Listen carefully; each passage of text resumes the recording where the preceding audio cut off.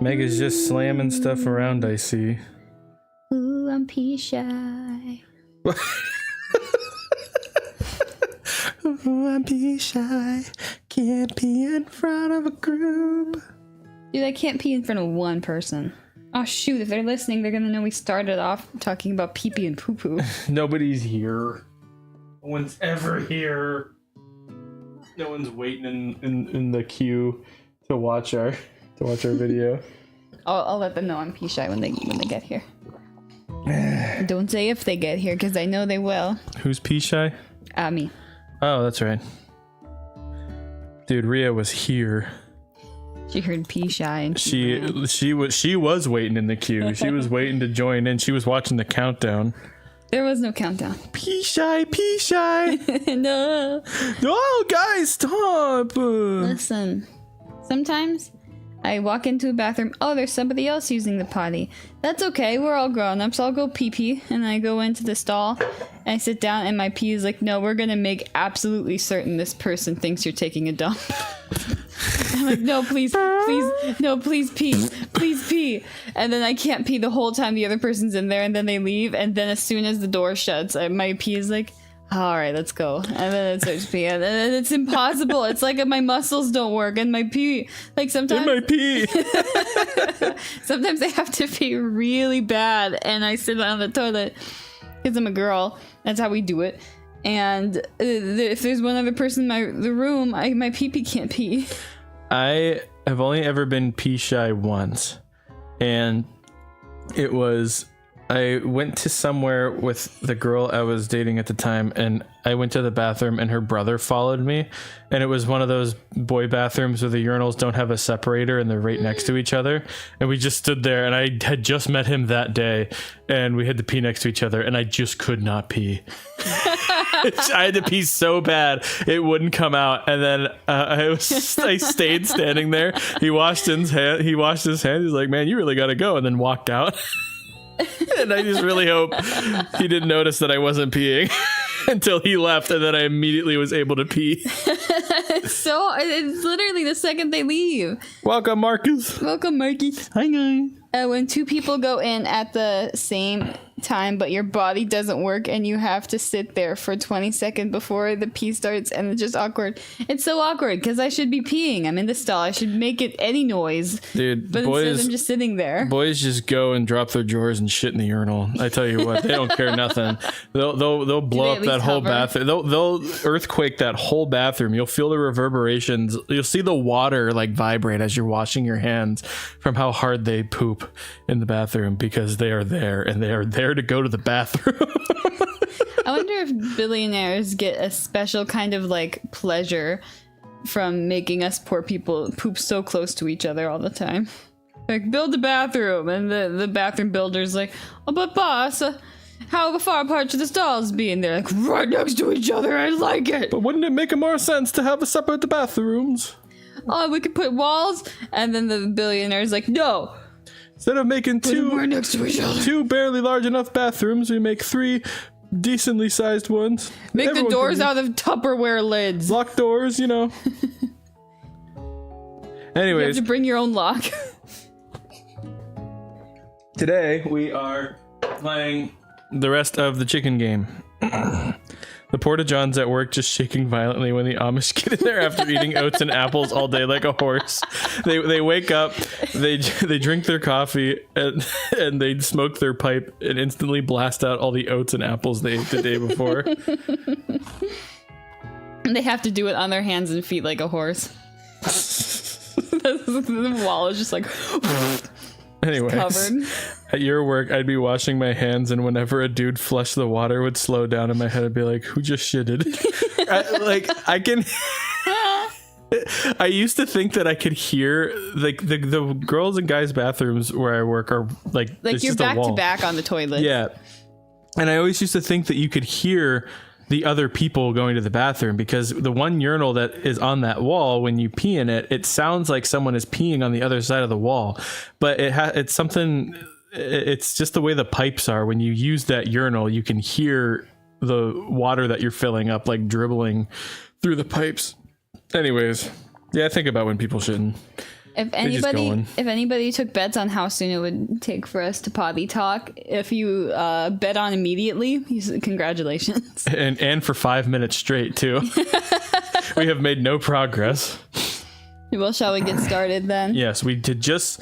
I don't remember what happened last. Oh, cooking. We fought a big monster. That's right. The spork monster. You wake on day 2 and attempt to process the wild visions you had. Were they memories or premonitions? You lie in bed and stare at the ceiling, thinking about the secret you discovered while tasting Colonel Sanders' cooking yesterday. Huh? Oh. You can't believe he really used redacted. And then there was that secret ingredient that Colonel Sanders went ahead and told you outright. Not much of a secret, huh? What do I win? You win all of Sunky's toenails that she's left all over the couch that I've collected. If we get to choose an ending, you get to choose the ending. Ah, yeah. It's probably just, and you have to remind me because I will forget. It's probably just because he already trusts you so much. Sure, that makes sense. We'll go with that. You meet up with your bestie in front of the school. That's not Colonel Sanders. Colonel Sanders is my bestie now. He's like, boo. I remember when people said boo. People still say boo. Ew. Sorry to anyone who says Your boo. boss did that to me one time. Oh, well, yeah. She's like, your hobby's here. Your boo's here. Oh, boo. I thought you meant like scaring people. Like, boo. Oh. Oh. So my computer's been having problems. Can they even hear us? Yeah, because it's the stream computer. My computer's one having the problem. The stream computer's still going, but the screen's frozen on that character. My computer's been having problems, and so I reset it and I reinstalled Windows, and it still seems it hasn't had them for a couple of days, but now it seems to be having the problems again. Where Funky. It just says your computer ran into a problem and needs to restart. And I think my drive might be dying. And that's okay, because I can just put it on another drive. But now I think I might have to reinstall Windows again. I just got done setting it all up. So that's fun. But we'll see if we can at least get through this stream. And then Josh gets to spend the whole weekend fixing this. And I know he's really excited about that. That's what I spent last weekend doing. Luckily, I have a mouse and keyboard at where I am. And dude, restart. I'm so excited to wake up later than usual tomorrow. I think the stream is still going. Does it look like it's... Can you hear sound on that end? I think the stream is still... Yeah, it is. Yeah, I can. It's not resetting the inputs. Let me try switching off of it and switching back. Do you think when the robot goes to the chiropractor, he's like, yeah, he had to reset my inputs? Because that's what I would say if I was a robot. Sounds like a procedure. There we go. See, but if that was my computer, the reason I like to why I'm glad I switched the stream computer is because if the stream was on my computer, then the stream would have ended. We wouldn't have been able to yap with you guys. Meg, you're so funny and smart. Shut up. Just kidding. Don't ever shut up. It's gonna launch it this way. Yeah, nobody look at all the other games he has installed. What other games were there? Poop simulator, toilet simulator, butt simulator. I don't remember putting those on there. Yeah, I don't know. Why is your background an awkward kangaroo? Because I like the color scheme of the Ubuntu backgrounds, and so I chose one that had a fun mascot on it. So we'll see if my computer will survive. It had been doing fine. I played games all week and did perfectly fine. I just want like a chocolate croissant. Chocolate croissant. A chocolate croissant. Chocolate croissant. Croissant. All right, so we had made it to the lady. Yes. And then before you can tell her about the encounter with the spork monster, she launches into a story of her own. Okay, I know this might sound a little strange, but I think I might be, I think I might be like Clank. Nope. She likes Clank. Oh, yeah, I see. I think I might like Clank. Like him, like Chicken and biscuits. It's way too bright for my eyes. Y'all, who the heck? My sister is calling me. She is so good at calling us while we're She streaming. always calls when we're streaming. And only when we're streaming. Wait, did I answer it? Nobody say anything mean to Katie. Okay, no, I didn't. Everyone be answer. mean to Katie. No. I know it sounds like it's moving too fast, but there's something about him. I like him. Like Oh him. my gosh.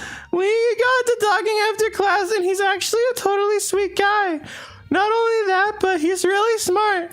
He told me all kinds of stories about Colonel Sanders and what they used to do together when they were alone. Oh. Did you know that Colonel Sanders is Is a 13 gay icon? inches? What? What? They measured each other. Oh my gosh. Did you know that Colonel Sanders was the most popular kid in his high school? That's not surprising. Of course he was. No, but that does make complete sense. Yeah, but he was so popular. Like that he was voted prom king at a school he didn't even go to. And was also the convertible that he himself rode in at the front of the homecoming parade. That sentence confused me because I was anyways. I'm thinking maybe something got lost in a pressure cooker language translation there. Either way, maybe it'd be best if you took it slow with this new boy, like I am with Colonel Sanders. You're not taking it slow because you want to. You're taking it slow because he is. Doesn't like me. You and Colonel Sanders, the coolest guy in school, the most famous student to ever attend University of Cooking School, Academy for Learning? You're a thing now? We definitely connected yesterday. Yeah, sure you did. You're great. Why wouldn't he be into you, I guess? Laughing at the implication that you and Colonel Sanders might be a thing is definitely not cool. You are great. You have an idea about how to prove that your love is real. Well, if he's not into me, why did he tell me one of his secret ingredients? However, you don't tell her that you know a second ingredient too, which you discovered on your own. Your bestie's eyes light up. A secret ingredient? Yeah, I just said that a secret ingredient. It's there. Oh my gosh, I can't read. Please take me to school. Is there a dramatic echo in here? Ingredient? Miriam checks to make sure you're alone before continuing. So this summer while I was on vacation with my family, a lovely man approached me in the botanical garden where I was wandering. This can't be good. He told me all about his passions for spices. Secret spices! The man even gave me some to show me what he meant. He said it was a powder created from super duper rare dried flower petals. And that if I did him a big favor, I would have some of my own. Oh. Miriam, you said no, right? Miriam, you're not supposed to talk to strangers and especially not make trades with them. Miriam, this is just paprika. Miriam, what did you do? What did you do for this? Please, Miriam, don't tell me. So I filled my suitcase with them and brought them home. He was so nice. He even met me at the gate when I arrived. Later, when I cooked with them, a very strange feeling came over me, and the flavor was unlike anything I've ever tasted. Dude, did you just smuggle drugs and then use them to cook her food? He literally, a shady figure gave her a suitcase at the airport, and she carried it for him. Miriam, I think this is cocaine that you... I think you smuggled cocaine. I think you're being very liberal with the meaning of spices here. Josh, stop playing with that stick. Everyone plug their ears. My microphone fell off its thing. Ria also says, Miriam, this is cocaine. Miriam, I think you were working with cocaine here. Whatever. Anyhow, we both share an interest in cooking, so we stayed in touch. You know, like pen pals. I bet he would love to know more about new spices. Meh. Well, I'm definitely not supposed to share Colonel Sanders' secret recipe. And besides, I only know one ingredient, so I doubt I'd be much use to anyone. Please, please, please. It would mean the world to me. No one to know it came from you or from Colonel Sanders. It's like oregano or something stupid, isn't it? Oh. Let's see, guys, what do we do? What do you think? Should you protect Colonel Sanders' secret or share it with your bestie? I think we should protect it. Probably. If we want Colonel Sanders to like us. Make up a fake ingredient. Yeah.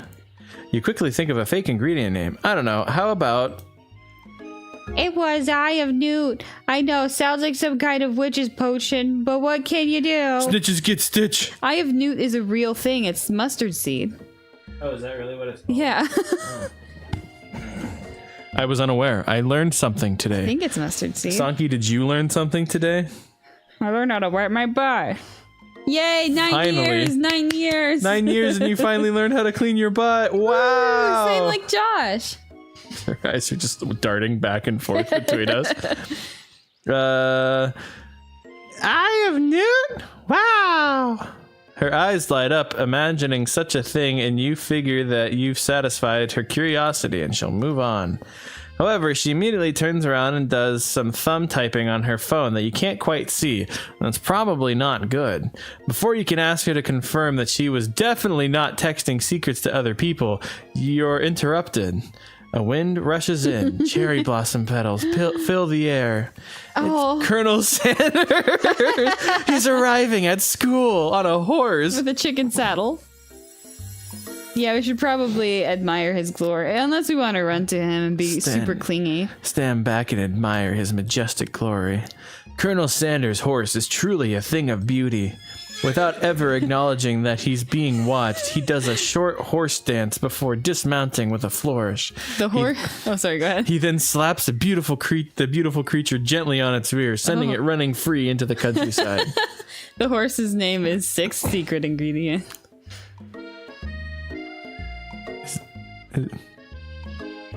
Huh.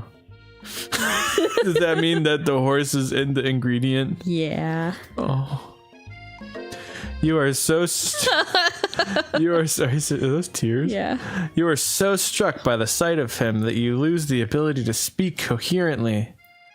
Oh, I didn't realize anyone was watching. Don't worry. He knows his way home. You attempt to compliment Colonel Sanders, but the words don't come out exactly right. Half of my messages just aren't sending and disappearing. Well, stop sending curse words. Sonk would speak French. She would. Dude, I couldn't tell you about the messages. It must be a YouTube thing. YouTube chat is flawless. It must be a you thing, Rhea. Sonk would speak French. Sonk is Latina. She would speak She's Spanish. French Latina. Is that a thing? Sonky, is that a thing? Yeah, of course it is. Oh, okay. What a beautiful, what a horseful beauty you have. I mean, a horseful beauty you have.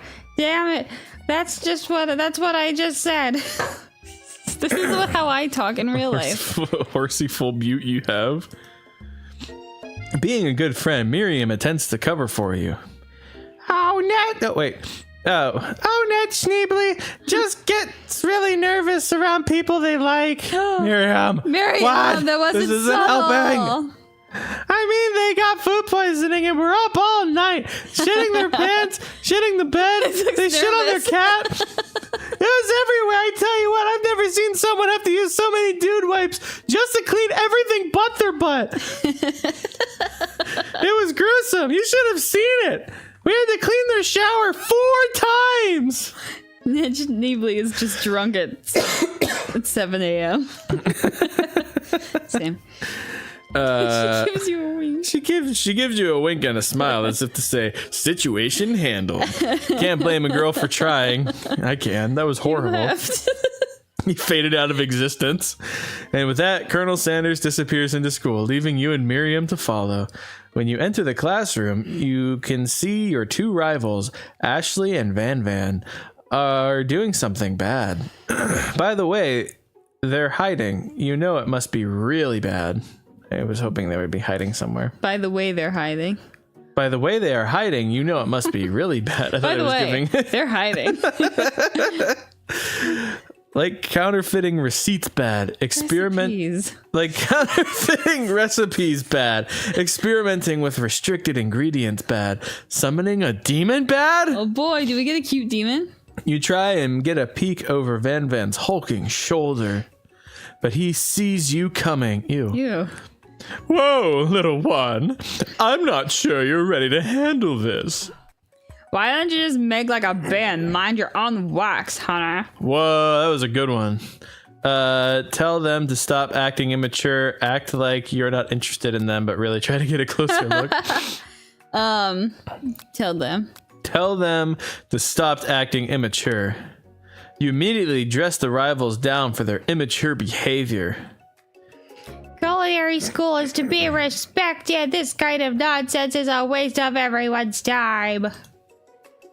Now you've upset them. No. And you're the emperor of cooking, are you? You make the rules? I'm not sure you know a good meal if it ain't you. Ooh. Being the best chef in the world takes more than just culinary skills. It takes creativity. It takes panache. Panache. And it doesn't hurt to use a little evil. You finally get a look at what it was they were hiding, and you instantly recognize it. They were just microwaving a peep. It's like inflated. It's like, oh, the evilest thing I could think of. Look at how silly it looks. Oh, in only 30 seconds. No. Then we're going to make someone eat it when it's boiling. Huh? Oh. It's a book just like the one you found after your encounter with the spork monster. That's the same book that I found last night in the quad. Ashley immediately elbows Van Van, who hides the book behind his back. I don't know what you're talking about. That book is a family heirloom, and its contents are secret. You notice that they haven't just been studying the book, they've got Pop pinned to the wall, and they're tossing potato skin. Oh, Pop. They've got Pop pinned to the wall, and they're tossing potato skins at him as he tries to catch them in his mouth. I forgot who Pop was. I'm gonna give him more of a kid voice because I'm tired of the voice I chose for him. Yeah, we're playing. Before you can dig in any further, you're interrupted by the arrival of more students. It's almost time for class. Pop just had reverse puberty. I think I was doing him too. I think I gave him Sonic voice. Which you Beep. just did. For, Beep. You just did. Listen, we don't care about either though. I care about Clank. It's different. I like Clank. I like Clank. Clank must be running late. He's in such a hurry that he rolls right over Van Van's meaty foot. Shouldn't have left his meaty foot there. Hey, watch it, you bucket of bolts. Hey. You watch how you talk to him. He didn't do anything. He ran over his foot with this big giant machine wheel. Listen, Buzzed. Womp. Van Van shouldn't have had his big meaty foot in the way. That's it. We said it. Look at his kill them butt all. hand. Butt hand? Ew. Who do you think you're talking to? I've never heard such language. Not even from a stand mixer. Womp womp. Your mother was a stand mixer. Were. Bzert. Van Van jumps to attack Clank, but Clank shocks Van Van, sending him flying across the room. Ooh. Protect me, Colonel Sanders. These crazed men are about to come. Sorry, that was About to come. genuinely. Yeah, I'm sure it was, But Meg. no, I was like, come to blows. I don't think that's a phrase I've heard before. Anyway, come to blows. I think it must be over me. But They're I'm gonna not come over me. No! But I'm not interested in either of them. Mia says ew. Ashley's tone has completely changed in an instant. She bats her eyelashes at Colonel Sanders. Surely he must know that this is all a ruse, right? Gentlemen, get a hold of yourselves. Save it for the arena at least. Or don't. Honestly, what do I care? I've got lofty career aspirations to focus on. I think Colonel Sanders is a little self-absorbed. Yeah, I think I think she should go for Clank. I think she should fight Miriam for Clank. I think that at the end, like she's gonna realize that Colonel Sanders has no interest in anybody. Yeah, his only love is chicken. Maybe I can help you with your business plan. Just then, Sprinkles arrives to signal the true start of the class day. He's panting, which doesn't seem that abnormal. He's a professor, but he's also a dog. Students, please take your seats. Man, my throat is... Cover your ears, he's coughing again. I'm sorry, we had ice cream, we had Frosties. We had Frosties, we got the Thin Mints, Girls of America Frosties. I apologize for my late arrival. I spent the morning chasing a car all around town, and my tiny legs are very, very tired. But I'm here now, and I hope you're ready to learn. Rub his furry dog belly. He loves it. Thanks, Josh. After he catches his breath, Sprinkles regains control of the classroom. Without further ado, we'll review the global history of my favorite fowl, the chicken. Ooh. You want to pay attention to the lesson. You truly do. I sneezed. I'm so sorry. Which is why, in 1776, at the signing of the Declaration of Independence, it was a chicken who first signed their name. But you can't help but daydream about Colonel Sanders, and you miss most of the important parts. When you come to, Sprinkles is holding a tray of food in front of you. Well, Ned Schneebly.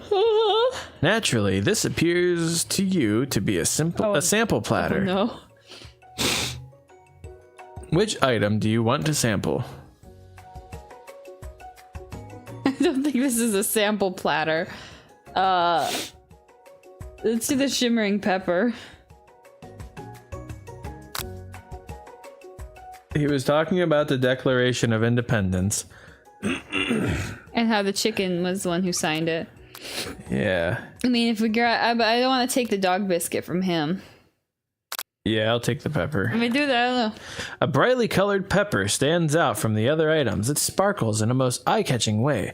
So naturally, you reach out to grab it and eat it right away. However, your body is not prepared for the heat. The pepper has triggered an intense spice hallucination.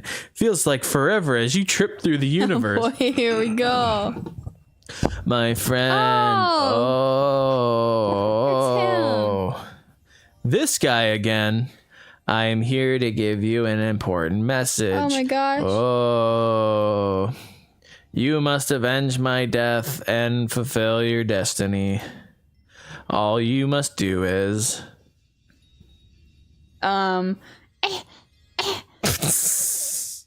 so this is animals teaching and stuff, but they also eat animals. Yeah. Animals eat animals, what really? are humans if not bipedal, featherless fowls, creatures? Animals eat animals. We're not eating dogs in the game. If there was like a chicken teaching the class and he was talking about chicken, that would be awkward. Dogs eat chicken. Human eat chicken. Cat, basically. Chicken. Cat, chicken. Come here, Zonky. Why don't you sit with me? I'm so lonely over here. I have no one to hold. I was saying to fulfill your destiny, all you must do is... Sorry, I think I've still got some spice stuck in my throat. It's fine. I'll work through to fulfill the prophecy. You feel yourself begin to regain consciousness. Aw, man. You come to and find everyone is staring at you. The pepper that was the last of its kind on Earth, and now it's gone forever. You think to yourself, geez, I should pay better attention. I bet I could poop out the seeds. Well, yeah, we'll get it. It'll come back. We all make mistakes. I'm sure he'll forgive you someday. Come on, it's time for lunch. Before anyone can relax, He didn't explain why he was giving us a tray. because it was the last one on Earth. Ah. The cafeteria lights dim, and your arrivals enter to make a dramatic announcement. Today, lunch will be prepared. Via timed competitive cook-off. The level of theatrics with these two is off the charts. They're on. Step up and tell them you're on. A bit of lunchtime competition, eh? Yeah, me in. If I have to wipe the tables with you fools before I set my lunch down, then so be it. I'm not a fool. You're the fool. A good one, Van Van. I like your gumption, Ned Schneebly. I like how he appeared with sparkles. I'll be watching your performance. Just as things reach a boiling point, Sprinkle steps in. Surely he'll put a stop to this madness. Now, students, please settle down. This is a lunchroom, not a sportsing court. Finally, a little sense. You breathe a sigh of relief. At least, not until we turn on the timer. Timer ready. Oh boy. Just then, a huge light blasts you in the face, flashing the words, "Timer ready!" That's what I'm talking about. Oh! That was good, Josh. Thank you. Really good dog voice acting. Oh! I stand corrected. The hard way builds. The hard way builds solidly a foundation of confidence that cannot be swept away. Is that why you said that sentence in the hard way, Colonel Sanders? He did. He says everything the hard way. And that's an original quote by me. In case anyone was wondering, I hope its a message lifts you to victory. Like a diamond, I was formed under pressure and now it's a chance to shine. I will defeat you myself. Yeah, here we go. You had his chicken and you made mashed potatoes and gravy on day one. And you're feeling like you can really impress him again here. It's time to boil some water for the potatoes. Potatoes again? Think fast. It's the time. Well, he made the potatoes last time, I thought. Or no, you helped him. Okay. It's our grandma's potatoes. Yeah, you're right. Think fast. If the timer runs down, you'll be forced to pick randomly. What temperature does water boil at? 100 C. Do we have a timer? Anyways, that's right. But how would you have even gotten into school without knowing that? Winner gets to rub my fur belly. Let that enticing offer motivate you. You're going to need to season If any other this chicken. professor said that, it'd be really creepy. You need to rub my belly if you win. You're going to need to season this chicken before you cook it. You don't know Colonel Sanders' recipe exactly, but you have an idea. How many herbs and spices? 11. That's right. You might not know all of the ingredients yet, but at least you're headed in the right direction. All right, if you know the answer, just shout it out. Okay. Tail wagging. Tail wagging intensifies. Now that you've got some basic steps going, it's time to elevate your craft. What state of mind offers the most flavor? I don't know. Gratitude? That's right. You must never take this opportunity for granted if you hope to succeed. Your classmates are rooting for you, but Ashley is simply stronger and faster than you. No. You'd better pick up the pace if you want to survive. When you were a child, your father told you to never forget where you came from. Every day you meditate on his advice and draw energy from that place. Now would be a great time to harness that energy. So where does it come from? Pacific. What? I don't know. Oh no. I thought that we couldn't get them wrong. Oh, that's wrong. This is a horrible time to start forgetting important things. Next question. Oh no, I'm sorry. I didn't even have a chance to read the rest of them. You try to shut out the noise of the arena and focus on your cooking. What is the sound of success? Sizzling. That's wrong. Oh, is it just Don't make me get the spray bottle. Is it just for boiling potatoes? Is that all we're talking I don't know. about? Maybe it was silence. You notice Colonel Sanders out of the corner of your eye. I'll believe in you, Ned Schneebly. Ah. He's actually cheering you on, which would be awesome, except knowing he's watching you makes you totally forget what you were doing. Now all you can think about is Colonel Sanders on his horse. How many spoonfuls of gravy would it take? They all said Colonel Sanders is looking at you. What were you thinking? Get your mind back into the competition. Grrr. This is intense. You are stranded on a desert island with only one dessert cookbook. Which do you take? What a hunk. I know, right? You know what? Shouldn't you be focused on the challenge? You're falling behind. Oh no. Sorry, I forgot the question. You and Colonel Sanders riding together on a gondola. What does that have to do with crafting spectacular fried chicken and delicate baked biscuit? Delicate? Woof woof. You're really struggling to keep up. At the next station over, Ashley has already begun plating elements of her dish. It's colorful and complex. To make up time, you toss your biscuit dough into a stand mixer. As you do, the crowd gasps. Ah, yikes! Zipped. I know you love nothing more than seeing a fellow appliance utilized in a kitchen battle, but sometimes that means sacrificing the personal touch.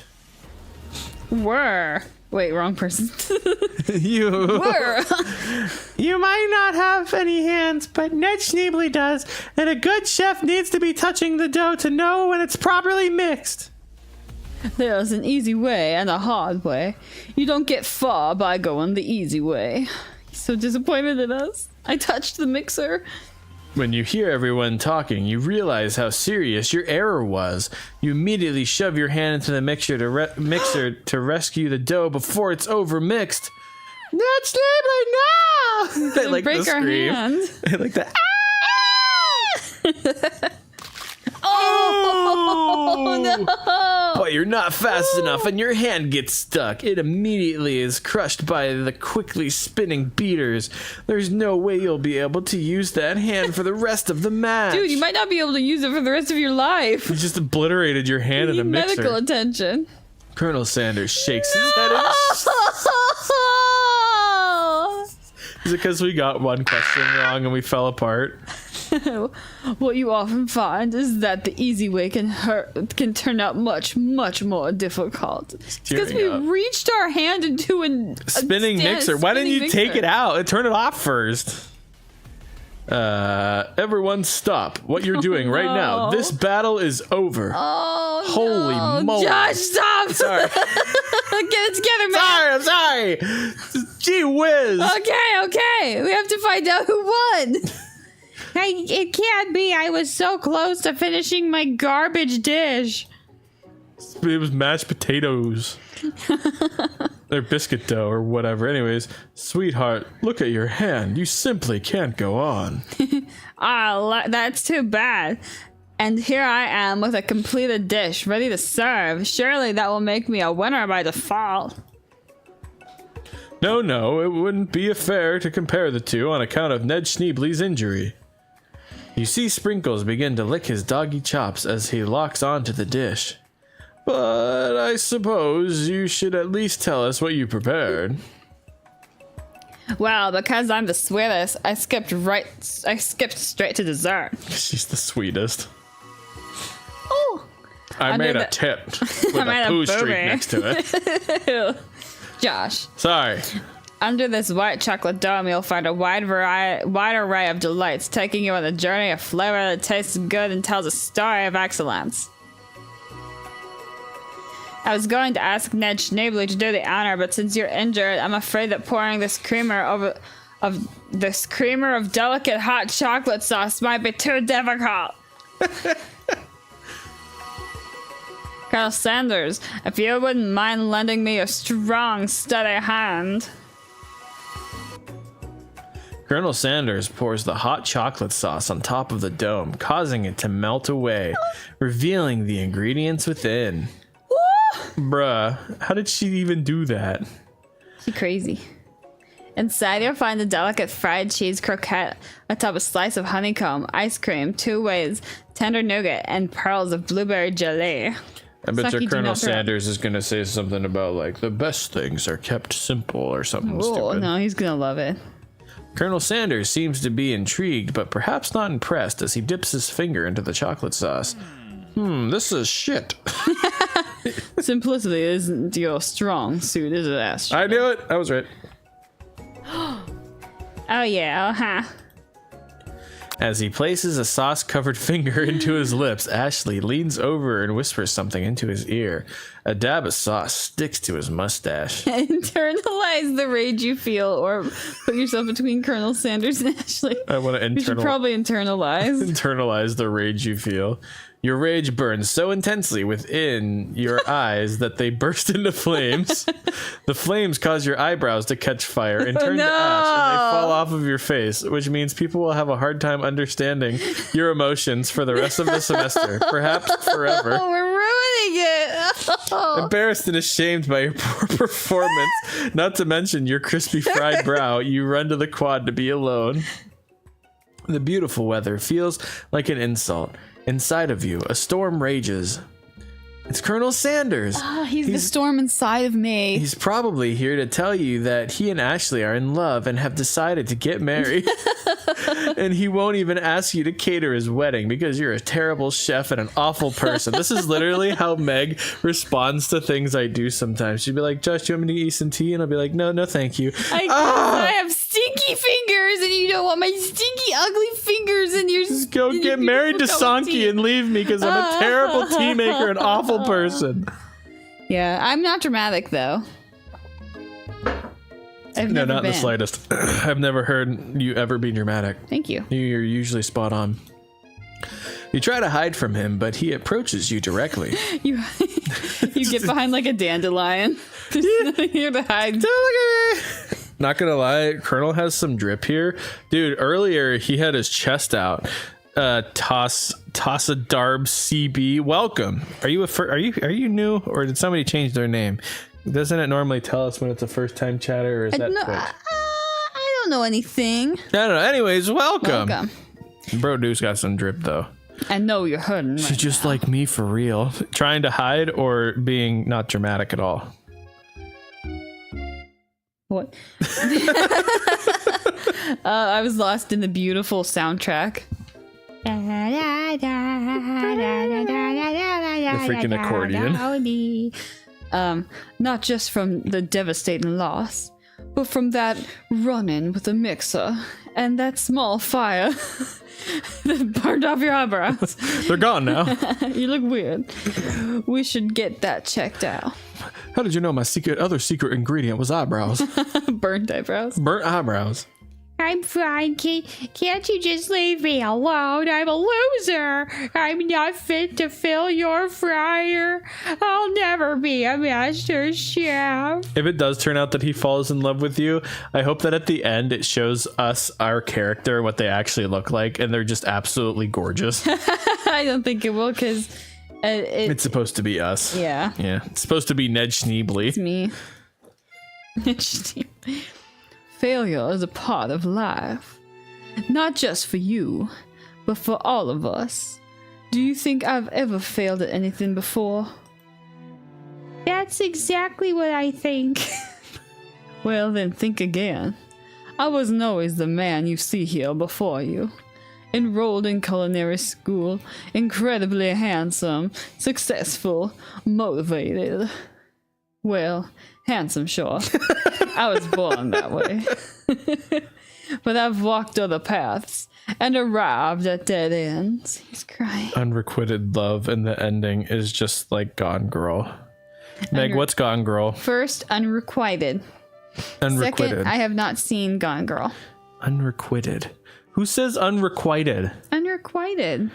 Is it unrequited or unrequited? Quite or quit? It's unrequited. Also, Say Meg right you or should just Josh be right. proud of me for pronouncing that word relatively right. You have to say either Meg right or Josh right, because if you spell quiet and quit, he's not going to know the difference. Quiet. Aha! No, we're quieted. You said we're quit. Oh! I told you. I knew you would mispronounce it. Quitted. Yeah, quitted would have 2 T's. You know what also has 2 T's? Shitted. What? What did I say? You remember? I can't even do. Anyway, let's move on. And titties and Josh. tooties, tooting, Tooties? tooting, Josh, you've got tooties. tooted. But I've walked other paths and arrived at dead ends. I was passionate about life, but I failed as an obstetrician, What's an obstetrician? baby doctor. Huh. I was passionate about justice, but I failed as a lawyer. What's a lawyer? I was passionate about livestock. What's But- livestock? But I failed as a mule handler. That one was especially humiliating. Mules can be so cruel. Who are you calling a lint licker, you tooty tween? I don't even know what that means. I swear Marcus comes in here and says some sort of pop culture reference that I don't understand, and I just get scared, okay? Tootie tween. Meg is so good at reading today. I'm so proud. And I'm also doing good at reading, right? Only me. Yay! Thank you, Mia. You're Ashley and I'm Ned Schneebly. I can't read. Oh, I remember.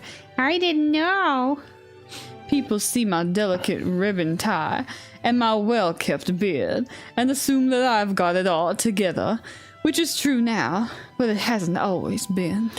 It was a 2000s commercial, man, not pop culture. That is pop culture, I would think, right?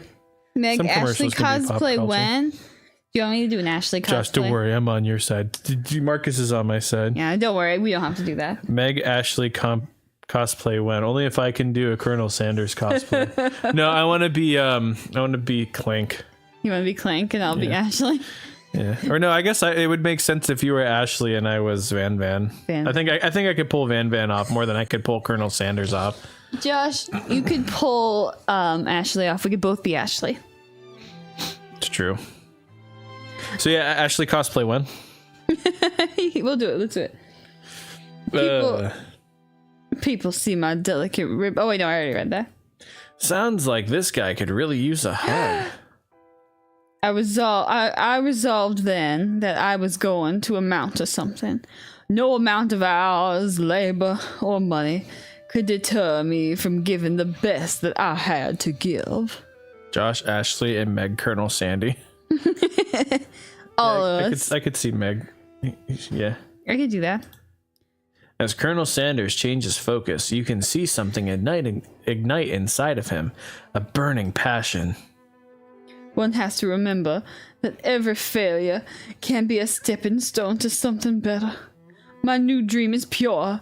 It's honest. It's something that a humble man in a crisp white suit can be proud of.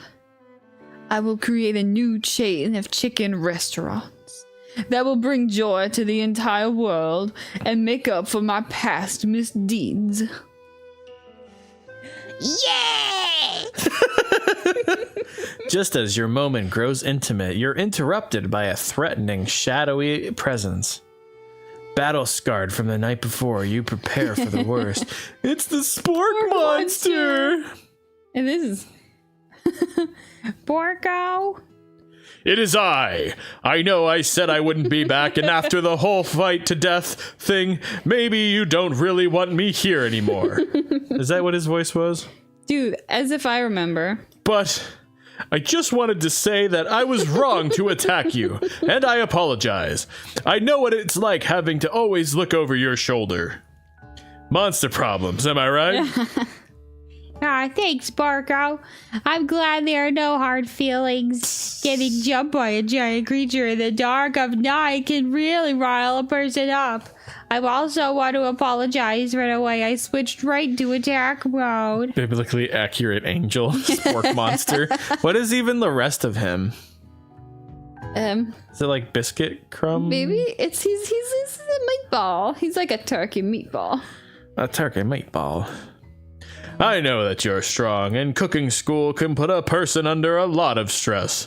I actually used to go to this school. I wasn't always a spork monster, you see. What? I don't believe it. Oh, wait, no, sorry, Colonel Sanders.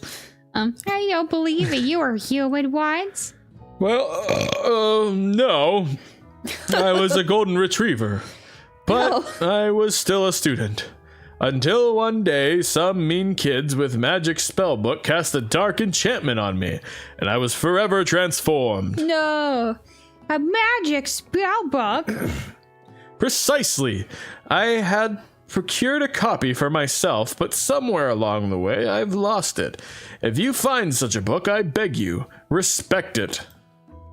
You're a powerful chef, and shouldn't rely on such dark and evil magic. No, you should be protecting the innocent from those who would cheat them through sorcery and guile. What kind of school is this? If you need me, don't fear, I will be there. It sounds like there are some bad cooks in the kitchen of life. Ned Schneebly, together, I'm sure we can defeat them. Together? I wonder if it always makes your name all caps, or if you had caps lock on whenever you put our name in. I do not remember. Everyone else's names are caps. Oh, I guess you're right. I for some reason I didn't read it as all caps, but this. Come back to my hideaway and we can discuss. This hideaway? Discuss? A personal invite. You can't imagine what Colonel Sanders' home must be like, but it sounds like you're about to find out. Man, take that, Ashley. Whoa. Stepping inside Sanders' home, you're surrounded by his things. You start to feel a special bond with him. He always had the mustache And glasses. and goatee. Kentucky. Ah, Kentucky Fried Chicken. There's a chicken. A nice candle and a comb. Wow. Looks like you'll have such an exciting life, Colonel Sanders. This is some nice piano. Ooh, pea shy, pea shy. I get pea shy when I go to the bathroom. Get pea shy in the stall. In the stall and in the hall. The pause was so long. Anyway. Every day can be an adventure if you approach it with the right attitude. Wait, who's getting pee shy in the hall? Shouldn't be peeing in the hall. I'm pee shy in the bathroom when I can't pee. I'm pee shy in the hall when I do pee. Okay. Long ago, I made the decision to never stop searching, never stop working, never stop imagining. Whose ashes are these? Papa Kentucky. Papa Kentucky. Have you been working on any new recipes of your own lately? I'm always excited to talk about food with another ambitious chef. Well, there is something. It's just a side dish that I've been tinkering with, trying to find the right balance of flavors and textures. I'm not sure if I've nailed it yet, but I'm close. Colonel Sanders' eyes perk up as he starts to wonder what dish you might be describing. It's meant to pair with something spicy or something crispy, both perhaps? Lemonade. Dip your chicken tenders in your lemonade, kids. Now you've got him up right where you want him. Now you've got him right where you Josh, want him. where did it say up? I don't know. Should you reveal your new creation to him or keep it a secret just for you? Reveal it. He wouldn't betray us. He told us his secret. Mm-hmm. You decide that you're ready as you'll ever be to share your original cooking with Colonel Sanders. Before you can talk yourself out of it, you decide to dive in head first. You reach into your lunch bag for a special dish that you've been keeping on ice all day. I present to you my original coleslaw. The shredded cabbage dish glistens in the light of Colonel Sanders' Lux hideaway. Magnificent. Together, you chow down on the creamy slaw until just a spoonful remains in the bowl. Do you mind if I hold on to the last bite? I'd like to have it around so I can admire its taste better later, and think back on this moment. I wish I could do that. I have to eat everything. You don't have to. Yes, I do. You could offer to make him more, but he seems a little like a very sentimental kind of guy. Sure, why not? I guess. Please make yourself comfortable. I'll be back in just a moment. He wants your sloppy seconds.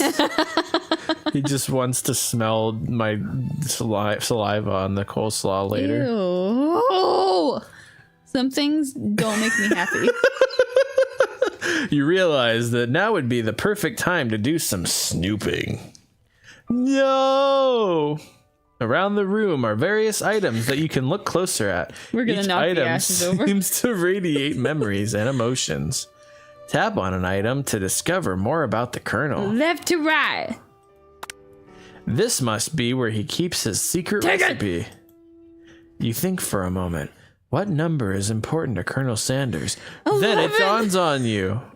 As soon as you turn the dial 111111, the safe opens. Dude, what are we doing? Inside it, you find a single note. The first thing we click on. He left just now. Can chicken be prepared sashimi style? No, it cannot. Tap on an item to discover more about the Colonel. An adorable little baby boy crawls across the floor. From the goatee and mustache combo he sports, you figure that this must be Colonel Sanders himself. This looks more like the normal Colonel Sanders. You're right. Ha! That, or maybe it's a drumstick that he's waving like a rattle. Do you see him okay? What? I was trying to reread the message. Do you see him on the wall as a baby with glasses, bald and musty? Yeah. Oh, okay. That was before we clicked on the picture. I'm glad we took time to read through that. I'm sorry.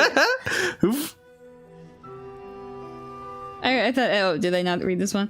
Who frames a baby picture of just themselves? Probably the same type of person who would make their own face the logo of a company they founded. Am I right? I don't think he did that, did he? I don't know if he did it, but somebody did it. Tap on an item to discover more about the Colonel. The photo appears to be Colonel Sanders, except he's an old man visiting the pyramids of Egypt. Oh. Maybe this is where he discovered one of his secret herbs and spices.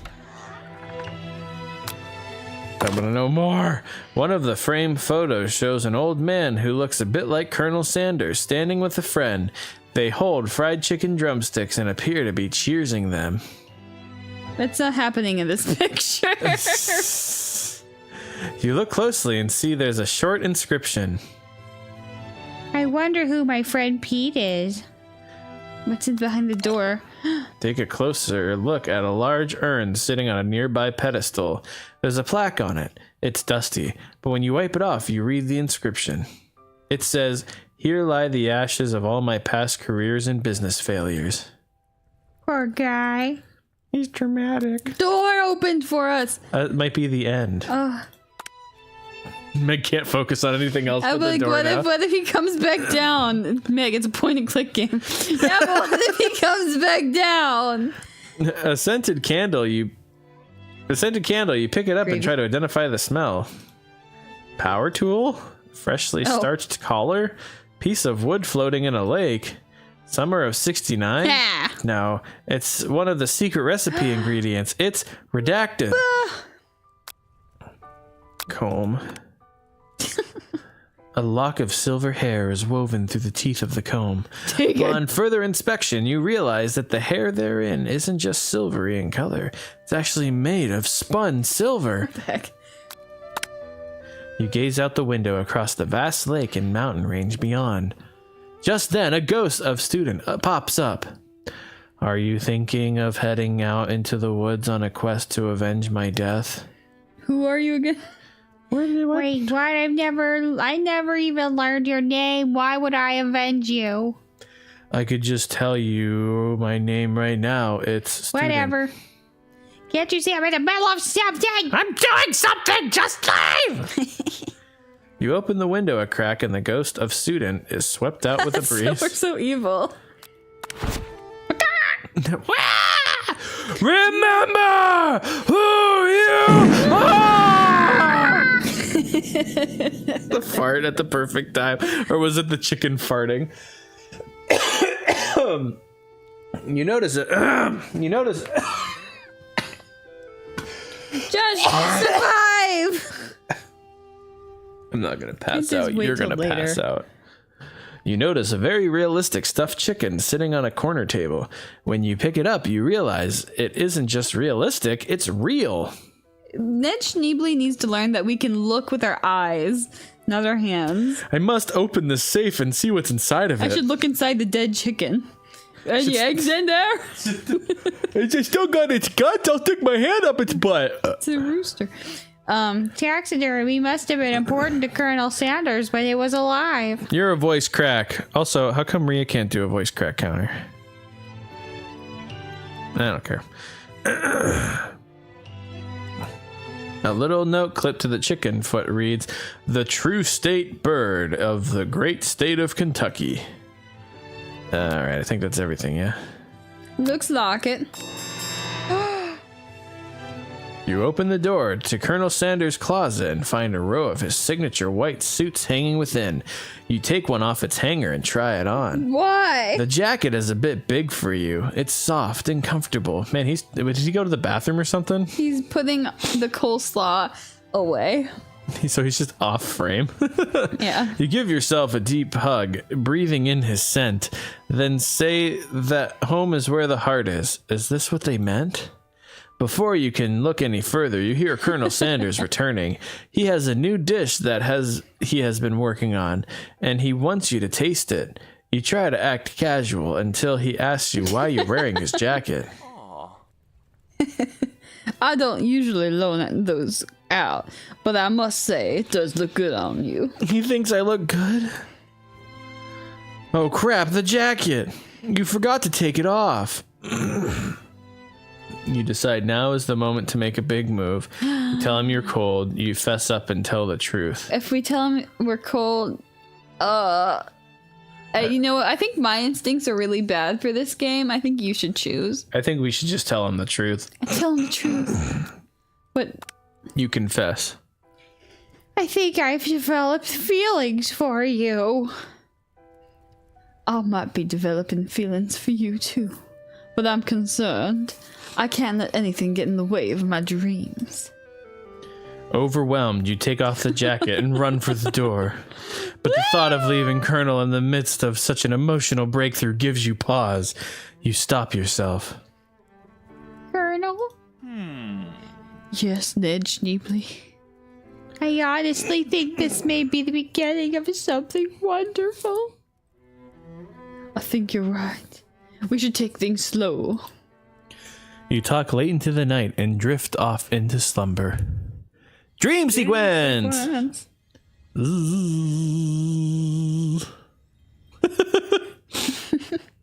You awake to a beautiful morning in Colonel Sanders' hideaway.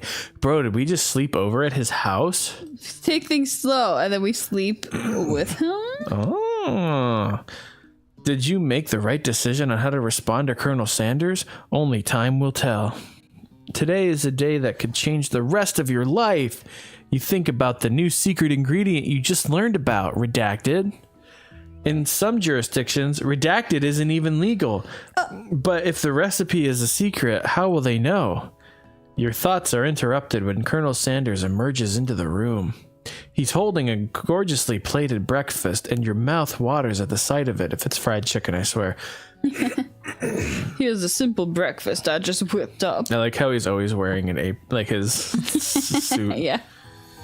Of course. It's meticulous. I don't know about that.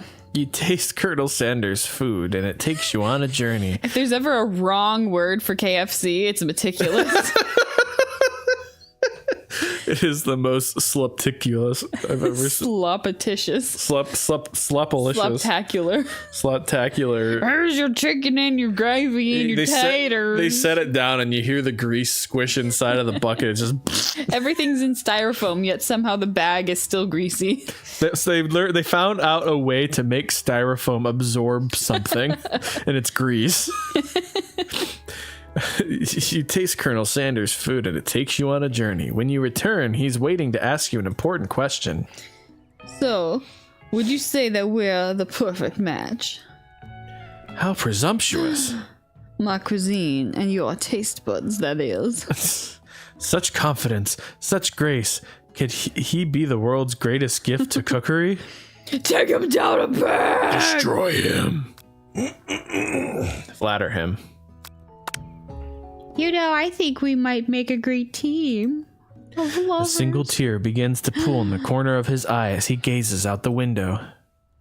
And with the right business partner, I know I can't fail. Business partner? Could he be talking about you?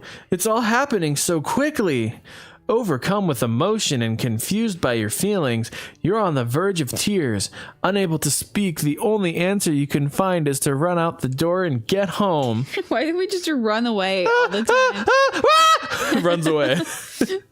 There's still one more day of school after all. The University of Cooking School Academy for Learning waits for no one.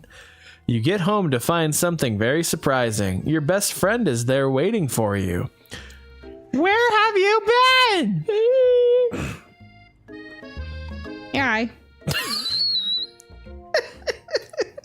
Because I had one heck of a night. I've been desperate to talk to you about it, but I couldn't find you. I got worried that something happened to you. It's okay, I was just... But now it turns out you're fine. I can finally get you up to speed on the saga of Miriam. Sure, but... You will not believe what happened to me after school yesterday. I went on a date.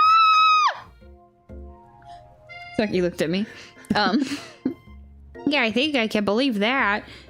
Yeah. Since I'd been partnered up with Clank, he asked me to go out with him. Oh my gosh. Of course I told him you better keep your dials turned up polite and respectful. I'm not that kind of girl. More like not that kind of grill. Oh, got him. Meg after the first date with Josh. But he was just interested in spending some one-on-one time together and getting to know me. So I said, yeah, sure. I can get to know the little metallic guy. Long story short, he took me skydiving with his friends, but things quickly spiraled out of control. Skydiving? We really took the Mile High Club to another level. Yeah, he said something about skydiving together, and then he pulled some weird like levers and dials out. When you know what? Let me just start from the beginning. Did she just say skydiving? As if that's a typical first date to go on with a talking pressure cooker. And she'd cry. No. And now I'm not sure where we stand. You don't give Miriam time to tell her whole story. However, bottling up the details of your own night is just too much to bear. She's like emotional and we're like, whatever, shut up, Miriam. I went on a date with Colonel Sanders at his house. Anyway, shut up, Miriam.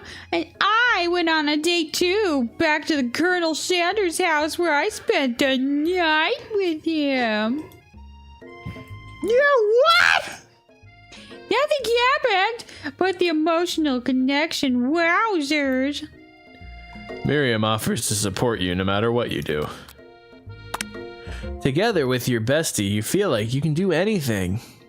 When you arrive at school, you encounter your rivals in the quad. You can tell from a distance that they're picking on Pop, though he himself might not grasp that fact. You leave Because, that you know, autistic boy alone. he's Pop. What's a swirly? Sounds delicious. Oh, it's great. I'll order you up one right away. Ooh. I'll have my swirly with sprinkles, please. Sprinkles is a dog and a treat. You can get your swirly dipped, too. Is he talking about giving him a swirly in the toilet, like dunking his head in the toilet? Yeah, that's what swirly is. Why don't you pick on someone your own size?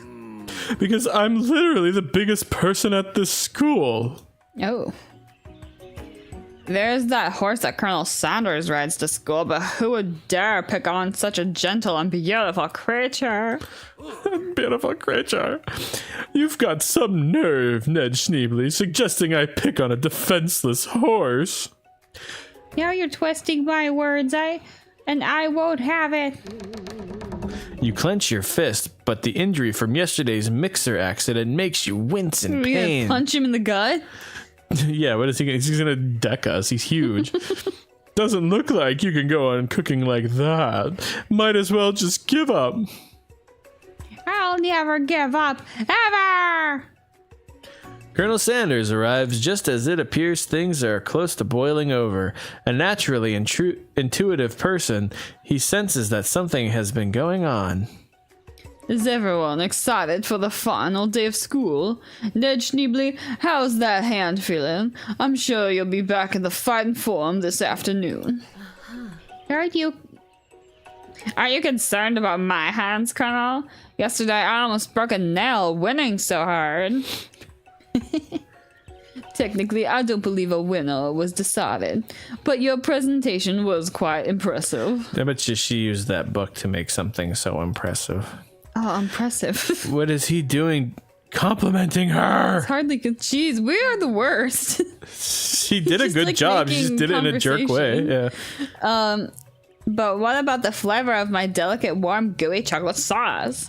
I told you, it was shit. Literal. You pooped on a plate. It was disgusting. It's cuisine. It's cuisine. Ate my ass.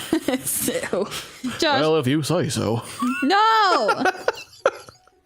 It was. I've never turned down a dish before. Can't let it go to waste. Mama always said, finish your plate. All right. That's dumb. It was clear that you were passionate about how your food is received.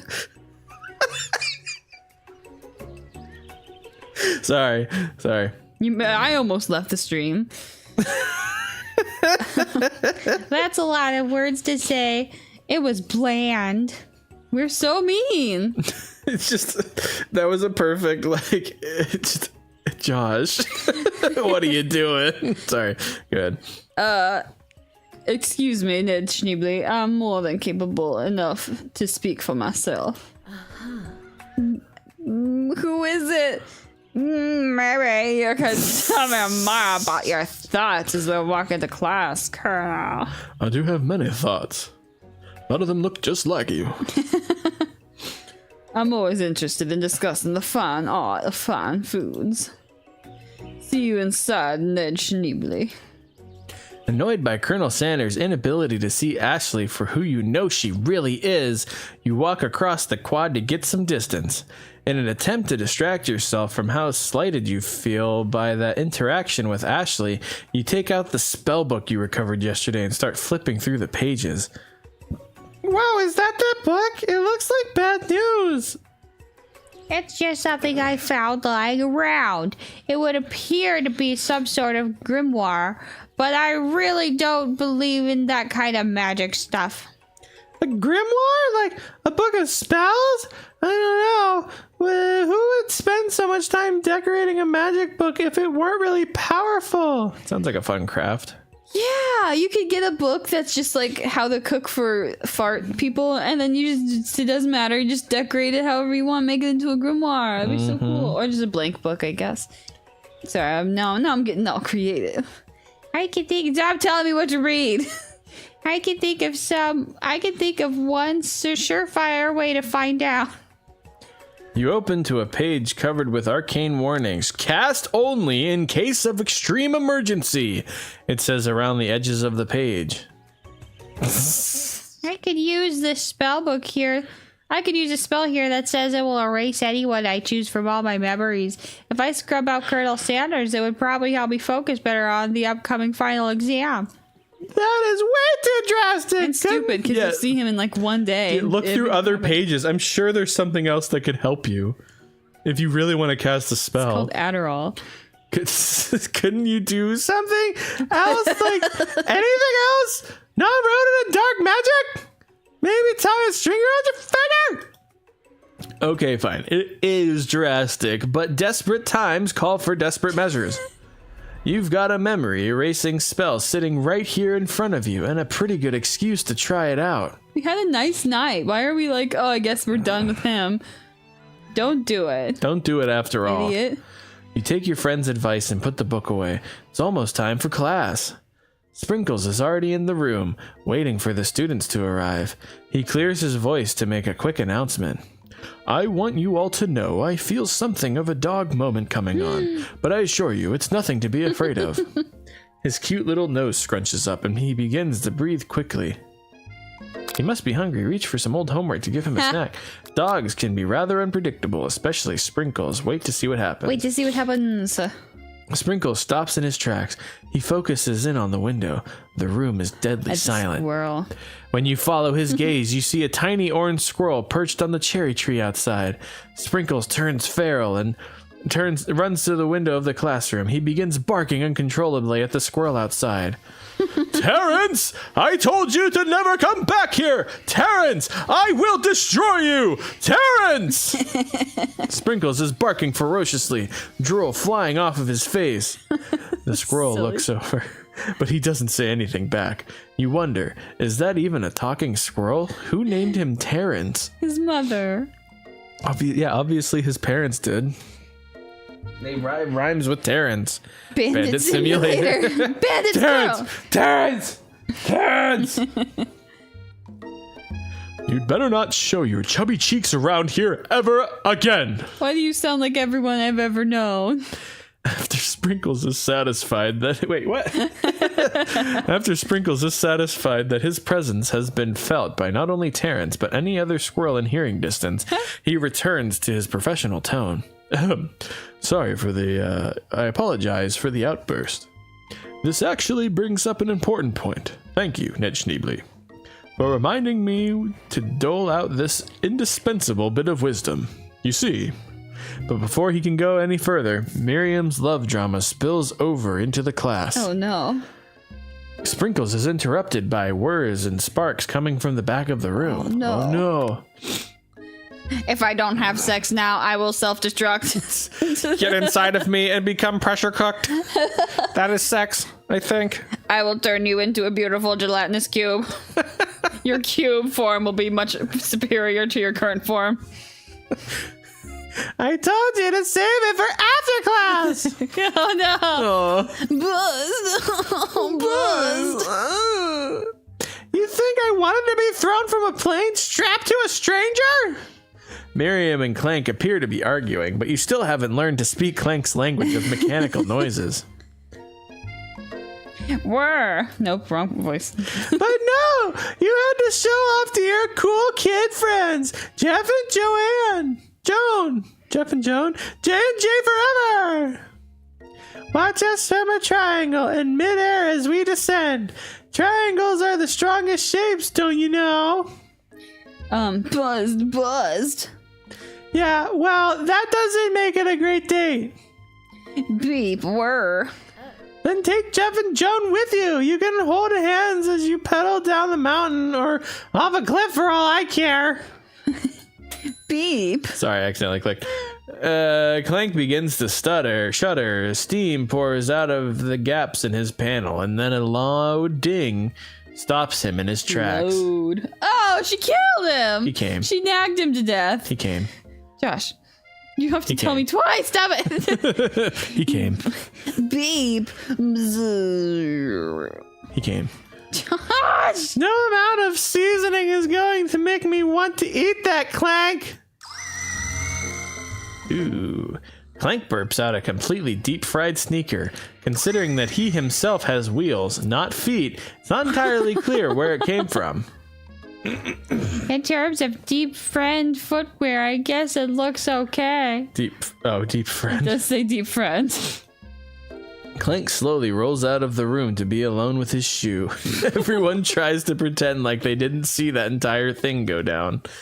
Nothing like loud public breakup to cast a pall over the final day of school.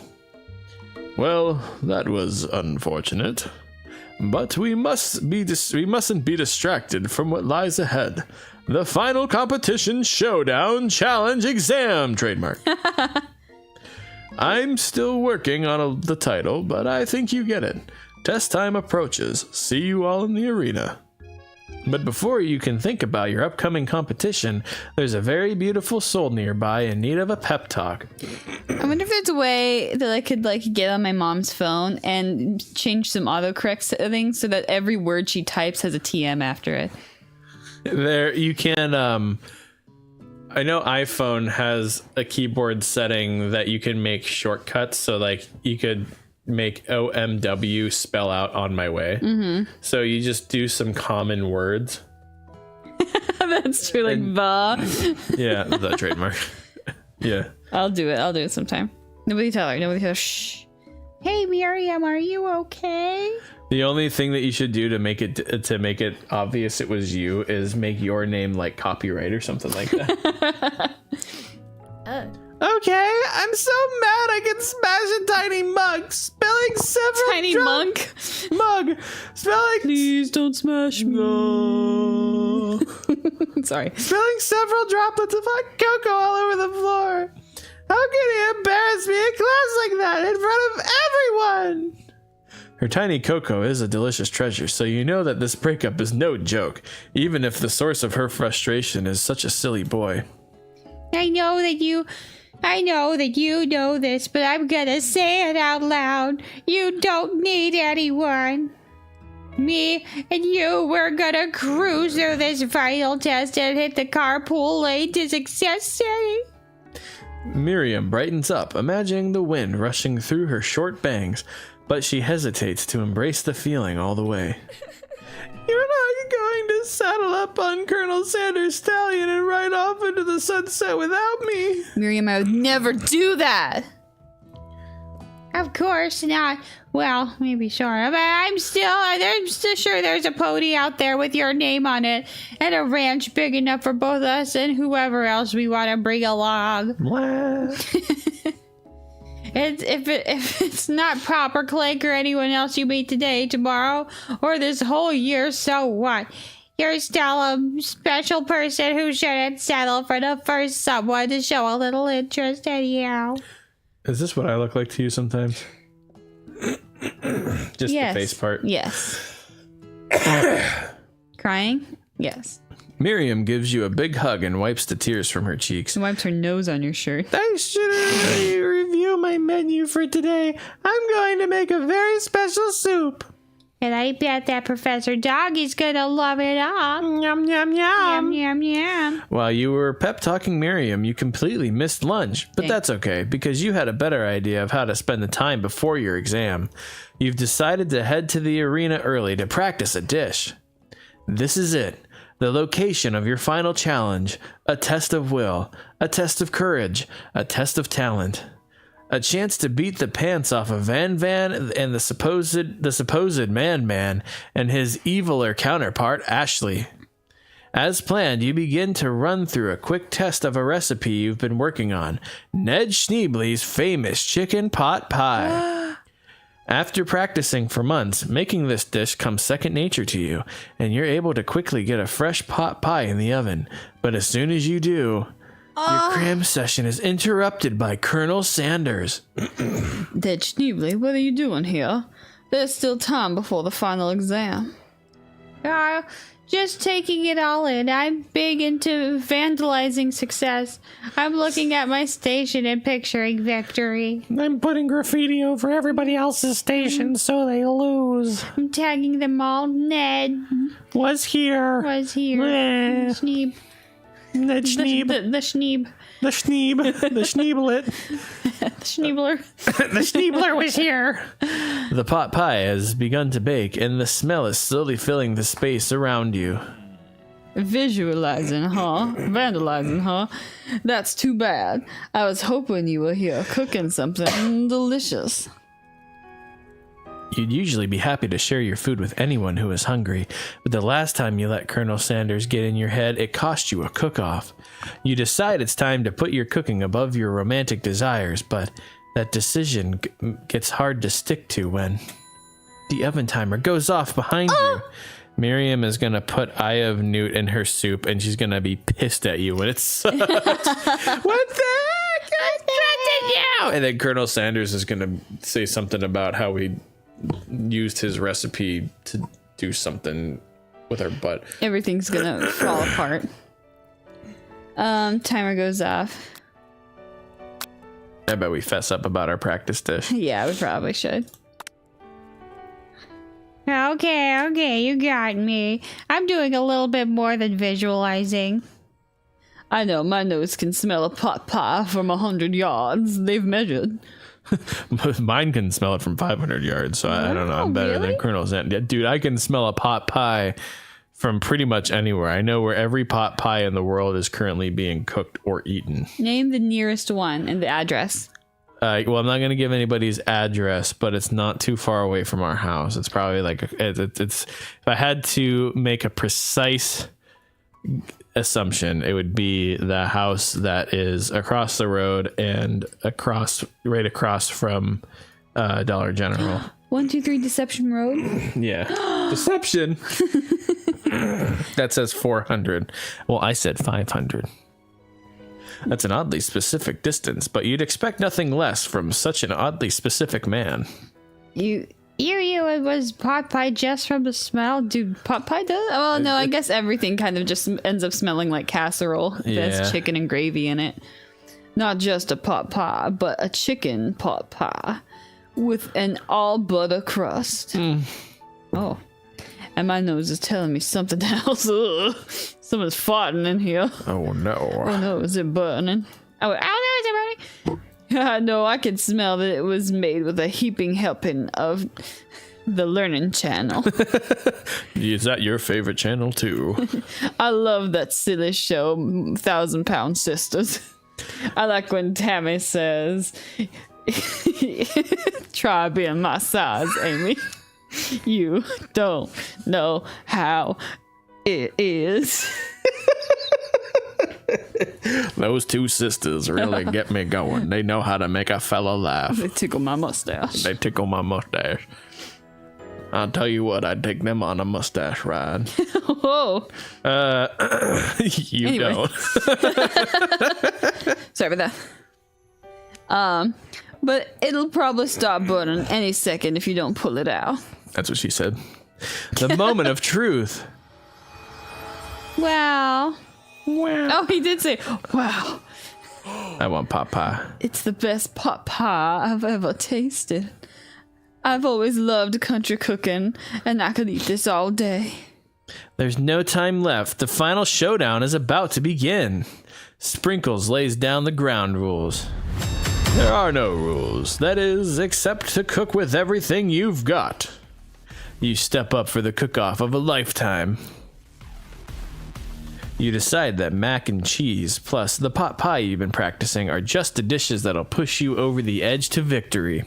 Meanwhile, both Van and Ashley are preparing wildly elaborate dishes, per their usual over-the-top selves. Miriam has her giant magnifying glass and several sets of tweezers. She's definitely prepared to go big going small. Whoa. Colonel Sanders seems to be harnessing his 11 herbs and spices, but he's trying to find a way to improve something perfect. His original recipe, but was that our fried chicken. The intensity in the room starts at full. The intensity in the room starts at full 10 out of 10 with a frenzy of action. I don't think this game was very well made. It's perfectly made. It is a great game. This has been an excellent experience for free. That's true. I guess it is one giant ad. Everyone is calling out really cool special cooking moves as they prepare their food. Wow, this is getting serious. Colonel Sanders batters his chicken as it levitates through the air. Egg wash. Egg wash. Miriam furiously injects ingredients into an itty-bitty pot of broth. Best friend, Blaster! Bastard blastard. Blaster! Van flexes his pectorals as he chops open a sea urchin. Let's rock and roll. Ashley scoops her pasties off the tray with lightning speed. Forgot this. What's that? Shut up, personality spatula. Even Clank gets in on it. Oh, he can talk? A final dive pressure point chicken cooking technique. Wait, when did Clank learn to speak English? Breakup. That's the singularity, as was foretold. We mustn't let it happen or the appliances uprising will take us all. They rip his mouth out. Self-destruct. Van quickly unplugs Clank and rolls him out the back door of the arena. As she Garbage truck, it goes beep, and it just takes him away. So wait, how has he been getting around then? He's always been plugged in the classroom? How did he go skydiving? I don't know. As you frantically prepare your dish, you notice Ashley has her spell book out. Is she going to use some dark magic to turn the tide? No! You've got the book of your own, No. and you're desperate not to see her win another battle. Should you take this opportunity to fight magic with magic, even if it's almost certainly evil magic? No! Unless you think we should. Do it the hard way. Do it the hard way. Who needs magic when you've got passion? Passion! We're going for the Colonel Sanders love. Yeah. You know, if we wanted to do another playthrough where we went for everything terrible, that could be interesting. But I'm going to do it the hard way. Colonel Sanders. Did you say that one or did I say that one? Oh. Anyways, Colonel Sanders sees that you've chosen to win on your own terms, and he gives you a subtle wink from across the room. I believe in you, Ned Schneebly. Miriam notices too. And I've always believed in you, Ned Schneebly, since we were little kids, and because... Shut up, Miriam. Okay. Yeah, you're right, Colonel sorry. Sanders is talking. Colonel Sanders is talking, Miriam. Colonel Sanders is my new best friend since childhood. Because I'm your best friend forever. You turn to notice that Miriam is at your station, cheering for you. Miriam, what about your dish? If you're here cheering, who's cooking? Gears of War? Is playing Dead Zone Rogue. Tiny food, short cook time. I actually already done, so I thought I'd help you. Okay. Oh, that's sweet, but... Miriam tosses a handful of spices directly into your boiling noodles. It's the secret ingredient! Oh, no. She ruined our dish with it. However, she doesn't know that you lied and the ingredient was made up. And where in the world did she get Eye of Newt from? The boiling pot explodes, sending Miriam flying backwards. The watery noodles begin to swirl in the air, bubbling up into a dark cloud that thickens and congeals before your very eyes. It is I, Steve, the Spork Monster. Spork Monster Steve. Steve, what happened to Borko? You're not here to battle me, are you? Oh, I guess this is a different guy than Borko. Whatever. We Spork monsters are many. I think Borko had the day off, but you have conjured Steve, and I hate to battle. So I'd say you're doing pretty all right. Oh, hey, you're in the middle of a cooking competition. I love this stuff. It's better than TV. You crazy kids and your culinary skills really impress me. Mind if I hang out? Please don't bother me. I'm sorry, Steve, I'm kind of in the middle of something. Do you mind? Yeah, sure, that's cool. Whatever, yeah, fine. Steve the Spork Monster notices that you've got the grimoire stashed beneath your cooking station. I see what you're up to. Crisscross some magical items and accidentally summon me, huh? Yeah, you guessed it, sorta. If you're here, would you mind tossing some fresh noodles into a pot of salted water? I'd love to. I've always wanted to be a top chef. Actually, You know, when I was just a little spork pup back in the old country, you can feel Spork Monster winding up to tell a very long and involved story. You don't know exactly where they came from, but it seems like it was probably lonely there. Actually, you know what? Maybe you should watch from the stands. I really need to focus on this competition. I understand. It's kind of like that time in monster school that I had fallen asleep during scare tactics class, and when I woke up, you toss a serious stare at Steve, and he takes the hint. His eyes. Oh, he's crying. Never mind. I'll talk to you later. Good luck. Having suffered this huge setback, you don't know how you could ever win. Give up and drop out of culinary school. No! Summon the power. Summon extra power from deep within yourself. I can do this. I have what it takes. I came here to work. Your hair turns mac and cheese orange as culinary energy flows through your body. My heart is pure. My hands are steady. My taste buds have been preparing their entire lives for this test. Yes, Ned Schneebly, you are the chosen one. You will avenge me. The power you've been summoning immediately fades back out.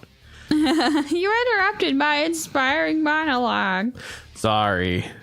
My heart is pure. My hands are steady. My taste buds have been preparing their entire lives for this moment. I will show the world my cookery.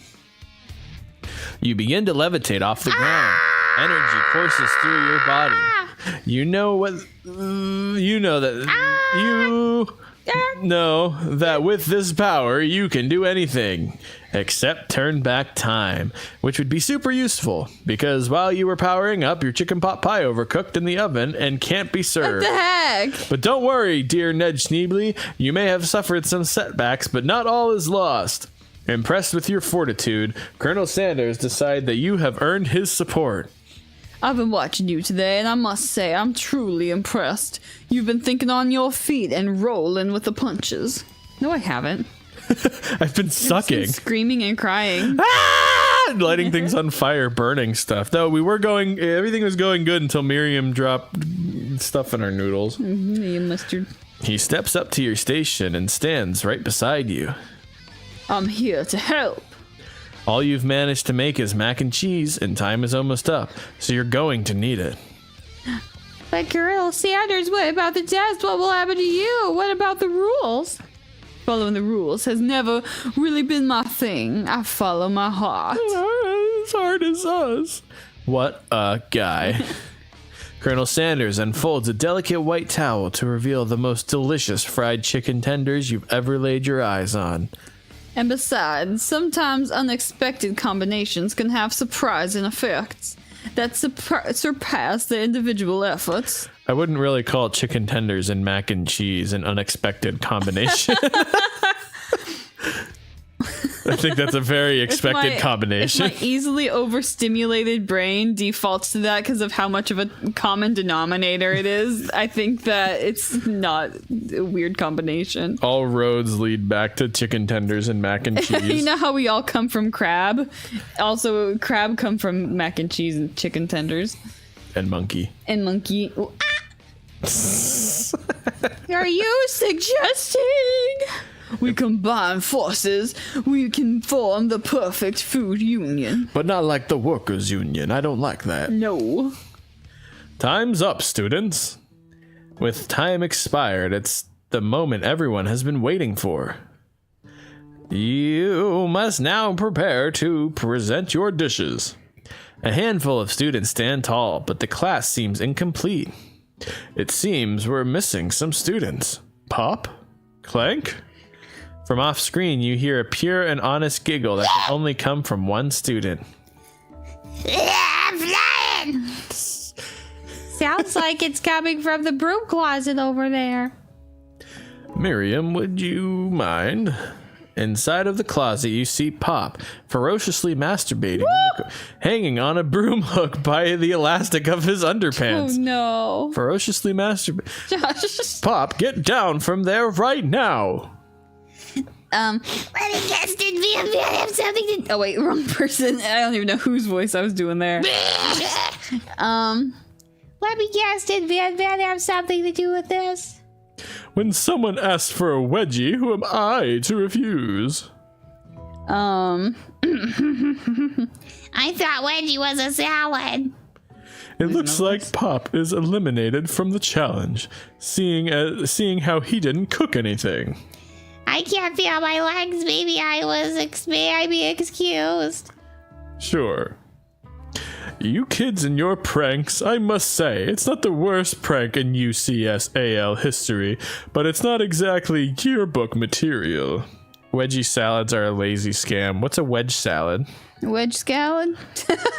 It's a wedge salad. Wedge salad is just like a salad. I don't actually know. I don't think I ever order them because they look boring. Alexa, what's a wedge salad? A veggie salad is a mix of fresh vegetables like lettuce. Alexa, stop. It's just like when you get a quarter of a lettuce and put dressing on it. Oh, okay.